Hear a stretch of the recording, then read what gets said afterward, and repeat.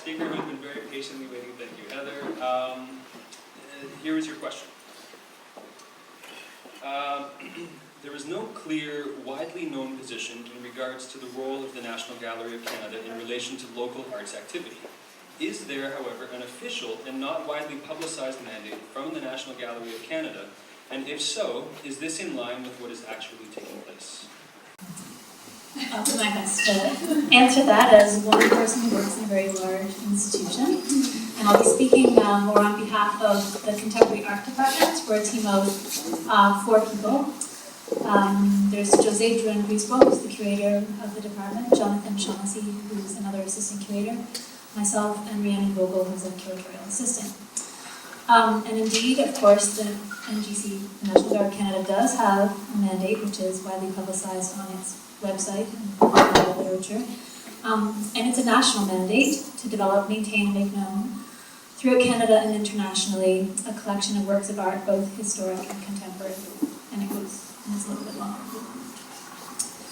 And so, to sort of go behind the curtain that Andrew referred to a little earlier, as an assistant curator in the Contemporary Art Department, my key role is to assist in the development and presentation of a collection.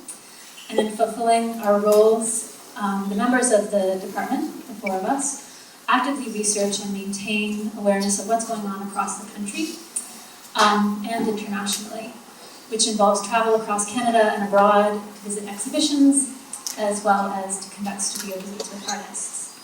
And in terms of our research within Canada, some of the results of this active research and the acquisition process, we're very active in acquiring works for the collection on an ongoing basis.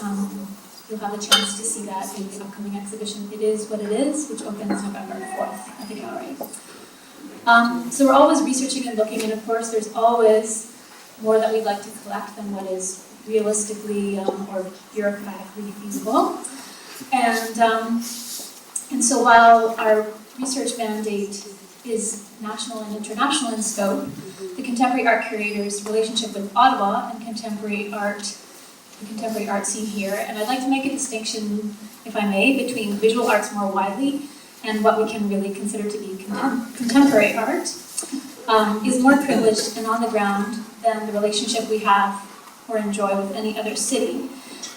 We are, as a department, more consistently present at openings and other events in the contemporary art scene and have more direct relationships with artists in Ottawa than in any other community by virtue of the fact that both it's our part of our role, but also that we live here, and as interested members, citizens, and community members who happen also, of course, to be very invested and interested in contemporary art in the city in which we live.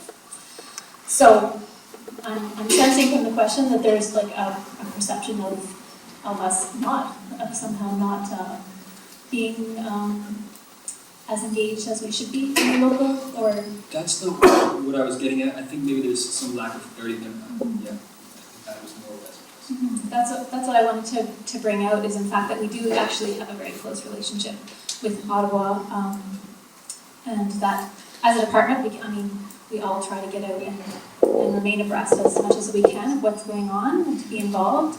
But the reality, of course, too, is that we have to prioritize with what are very demanding jobs, and we're frequently traveling and so forth. Some of the other ways that we connect with the community is that we participate on selection committees, we make studio visits, we participate in university critiques, we write texts for exhibitions and reviews of exhibitions, we work with practicum students from local university programs, and in that way provide a mentorship role. And for example, Rhiannon Vogel was an active member of the SAW board for 4 years.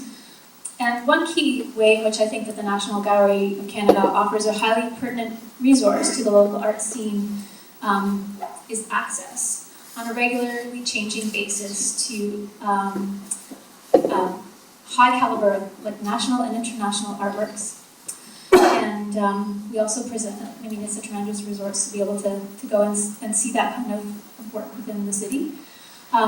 We also present artist talks and panel discussions and other kinds of events. and these are tremendous resources available to the local community. Yet, I would say that one thing that I find that's sometimes disappointing is that when we do host artist talks and events, that the turnout from the local community, or the audience in general, is very small. And I do wonder why this is. Is it really because of a lack of interest in the artists who we've invited in? I don't think it would be that, because I think they're all very strong artists. Maybe it's because people are, just very busy in their lives. It could be that. But that would be one sort of bridge between the institution and the community, which I think could be strengthened, and that I'd like to see further developed. And in terms of moving forward, the Contemporary Art Department does want to build better bridges with the local organizations, and we look forward to opportunities to continue to do so. Again, I'll just say, as one person within an institution, it's a big place, and you can sometimes underestimate the amount of cooperation and collaboration that's necessary between departments. I see one of my former colleagues nodding her head. Required to make even what might seem a simple initiative a reality requires a real team effort across departments in what is, in reality, quite a stretched workplace. Thank you, Heather.